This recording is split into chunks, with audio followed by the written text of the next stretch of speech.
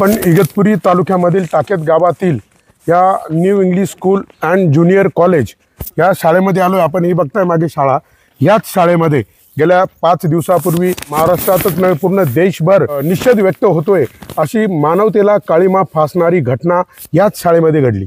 आणि ह्याच शाळेतील मुख्याध्यापकाने एका शिक्षकाच्या मदतीने एका 13 वर्षाच्या विद्यार्थिनीवर म्हणजे याच शाळेमध्ये 6वीच्या वर्गात शिकणाऱ्या विद्यार्थिनीवर बलात्कार केला. आपण सगळीकडे आपण तो अत्याचार झाला ती सगळं आपण बातम्या पाहिल्या. इथे एक मोठा पालक मेळावा भरला आणि त्यात सगळे ग्रामस्थांनी एक निषेध व्यक्त केला की सदर दोन्हीही शिक्षकांना या ठिकाणी त्या आरोप्यांना फाशीची शिक्षा व्हावी अशी जनतेतून मागणी झाली.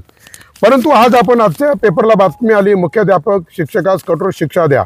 अत्याचाराच्या घटनेचा निषेध अधिकारी फिरकले नसल्याने नाराजी आणि इथे आकाचा आका म्हणून असं काही असे या पेपरमध्ये छापण्यात आला आहे. नक्की हा काय प्रकार आहे?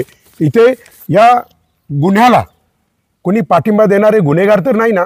कारण ह्या शिक्षकाची 30 वर्षे या मुख्याध्यापकाची याच शाळेमध्ये सेवा झाली. आज त्याचं वय 53 वर्ष आहे. 3 वर्षांनी तो सेवानिवृत्त होणार होता. अशा परिस्थितीमध्ये त्याच्याकडनं एका 13 वर्षाच्या मुलीवर जेव्हा अत्याचार होतो ही हिंमत आली कुठून? वर्गामध्ये शिकत असणाऱ्या विद्यार्थिनी तिचा क्लास चालू होता. किती नंबरला होता सर तो?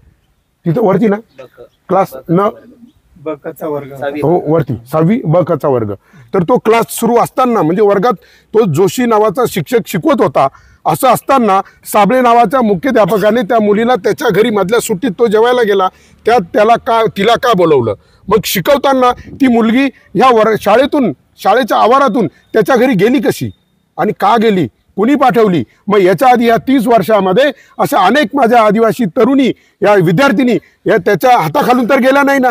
असे अनेक प्रश्न निर्माण होतात. काही माझी विद्यार्थिनी आहे त्यांनी पण फोन केले की दादा आमच्या बाबतीतही असे प्रकार घडले. परंतु ते प्रकार घडलेले असताना आम्ही जर आमच्या आईबापाला सांगितलं तर ते आमची शाळा बंद करतात नाहीतर मग आमचं लग्न करून टाकतात. या भीतीपोटी अनेक विद्यार्थिनींनी तो अन्याय सहन तर नाही केला ना? असे अनेक प्रश्न या ठिकाणी उभे राहतात. सर आता महत्त्वाचा माझा प्रश्न आहे ती विद्यार्थिनी शाळेत शिकवत असताना ती वर्गातून मुख्याध्यापकाच्या घरी गेली कशी?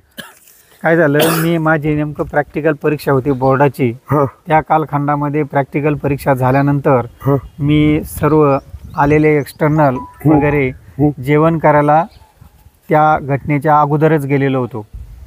त्यामुळं जेवण करायला कुठं म्हणजे एक्सटर्नल असतात ते पाहुणे म्हणून तर ते आम्ही सर्व बाहेर जेवण करायला गेलो होतो. मग इथे कोण कोण होतं? सर या ना इकडे. सर या नाही या या या या ना सर्व या ना इकडे इकडे या ना.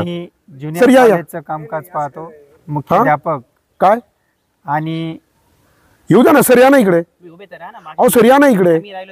अरे तुम्हाला हे बघा सर याच्यामध्ये हे बघा आम्ही ओरडून महाराष्ट्राला सांगितलंय एक शिक्षक नालायक म्हणून सगळे नालायक नाहीये. या या इकडे या. हे बघा तुम्ही सगळे त्या घटनेच्या वेळी इथं होतात तर नक्की काय घडलं होतं? नक्की काय घडलं होतं?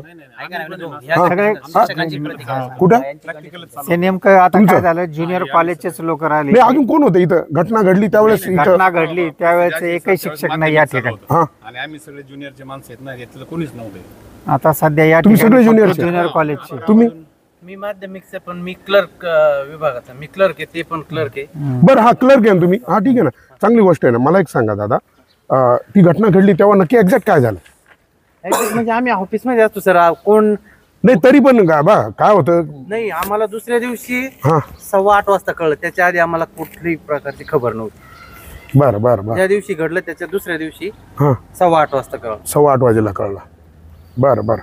सर आता आपण त्या दिवशी एक प्रश्न उपस्थित केला की वर्गामध्ये प्रत्येक वर्गामध्ये आपण कॅमेरे लावू CCTV कॅमेरे लावणार बाहेर पण लावणार आणि वायफाय. आता इथं किती विद्यार्थी आहे? 1700 विद्यार्थी. 1700 ते 2000. तर त्या विद्यार्थ्यांच्या ह्याच्याकडून 5 पैसे जरी घेतले तरी 500 रुपये फक्त वायफायला लागतील. आणि वायफाय लावा आणि त्या विद्यार्थ्याच्या जे पालक आहे त्या पालकांच्या मोबाईलमध्ये ऍप डाउनलोड करून द्या. म्हणजे ते केव्हा याने होईल काय 2 गोष्टी घडणार याने महाराष्ट्रामध्ये. काय घडणार आहे? एकतर शिक्षकांच्या याच्यावर पण नियंत्रण येईल शिकवण्यावर क्लासवर विद्यार्थ्यांवर येईल आणि एक चांगला दर्जाचं शिक्षण या माझ्या आदिवासी या भागातल्या विद्यार्थिनींना मिळेल आणि या शाळेचा दर्जा अजून उंचावेल. म्हणून त्यासाठी सर्व शिक्षकांनी सुद्धा त्या गोष्टीचं स्वागत केलं पाहिजे. आणि आम्ही तसा व्हिजिट करतच राहू. पण आता अजून एक याच्यामध्ये पोषण आहाराबद्दल एक मुद्दा आहे. पोषण आहार इथं कुठे शिजवला जातो? आहाराबद्दल शक्यतो आम्ही उच्च माध्यमिकचे असल्यामुळं बरं माध्यमिक बरं नाही पण मला एक सांगा पोषण आहार इथे दिला जातो तो कुठला जातो ते तर सांगा मला. तेच तर मग मी म्हटलं आम्ही कसं उच्च माध्यमिक नाही असल्यामुळे ना, शिजवला कुठे जातो पण त्याबद्दल आम्हाला काहीच कल्पना नाही राहत असं आहे. कारण बरं ठीक आहे, आम्ही आपण या त्याचे पोषण testing आहाराच्या राहतो. उद्यासाठी आपण उद्या शाळा आहे हो उद्या आहे ना शाळा 7:20 ते 11:30. 7:20 ते 11:30. 11:30. बरं उद्या आपण ह्या मुद्द्याचा पाठपुरावा घेऊ. कारण काय होतं, म्हातारी मेल्याचं दुःख नाही, काळ सोकावता कामा नये. जर कोणी हे असे भ्रष्टाचार करत असेल, करप्शन करत असेल, मग ह्या शाळेमध्ये ह्या अशा घटनांकडं याच्या आधी बी काही घटना, बरं 2 महिन्यापूर्वी का 4 महिन्यापूर्वी या शिक्षकावर असंच काहीतरी एक प्रकार झाला होता मुख्याध्यापकावर. खरंच सांगता येणार नाही कारण आम्ही त्याची पण मागणी झाली होती 6 महिन्यापूर्वी. त्या दिवशी एकत्रित होते तेव्हा कोणतरी मात्र बोलत होतं तसं का आम्ही तुमच्याकडे मागणी केली होती बदली. हा बदलीची हो. मग बदलीची मागणी केली कारण हे कृत्य कुठेतरी हे बघा जळालं की धूर निघतं. कुणीतरी एखादा व्यभिचारी आणि याला जबाबदार संस्था चालक आहेत. मी महाराष्ट्रातील सर्व संस्था चालकांना या माध्यमातून आवाहन करतो, जिल्हा परिषदेच्या यंत्रणेला सुद्धा आवाहन करतो, तुम्ही काय करता संस्था चालक, शिक्षक भरती करताना त्यांच्याकडून 15-15, 20-20 लाख रुपये घेता आणि मग ते जो 20-20, 15-15 लाख रुपये देतो त्याची लायकीच नाही राहत. आणि मग ते असे व्यभिचारी, भ्रष्टाचारी असे शिक्षक तुम्ही भरती करता आणि जे गुणवान, खरंच त्यांच्याकडे गुणवत्ता आहे, त्या गुणवान शिक्षक बाजूला राहतात. म्हणून मी सगळ्यांना आवाहन करतो, तुम्ही कमीत कमी हे विद्यादान आहे. अरे या शिक्षकांच्याच भरोशावर हा भारताची पुढची पिढी आहे ना, अरे हेच घडवणार आहे.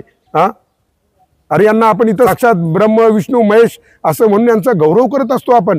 मग त्या शिक्षकांची भरती करताना कमीत कमी तेवढी तरी गुणवत्तेवर करा. अजिबात कुठला गोंधळ करू नका, गुणवत्तेवर भरती झाली पाहिजे. अजिबात कोणाकडनं कोणत्या शिक्षकाकडनं भरती होताना पैसे घेऊ नका, कारण सर्रास संस्था चालक पैशाचा बाजार मांडलाय. या संस्था चालकांचे पैसे कमावण्याचा अड्डा झालाय आणि त्यातून हा सगळा प्रकार घडतोय. गुणवान शिक्षक आहे त्यांच्यावर अन्याय होतो. नक्कीच आपण या घटनेचा परत उद्याकडे सकाळी येऊन आपण पाठपुरावा करू. जय जवान, जय किसान, जय भूमिपुत्र.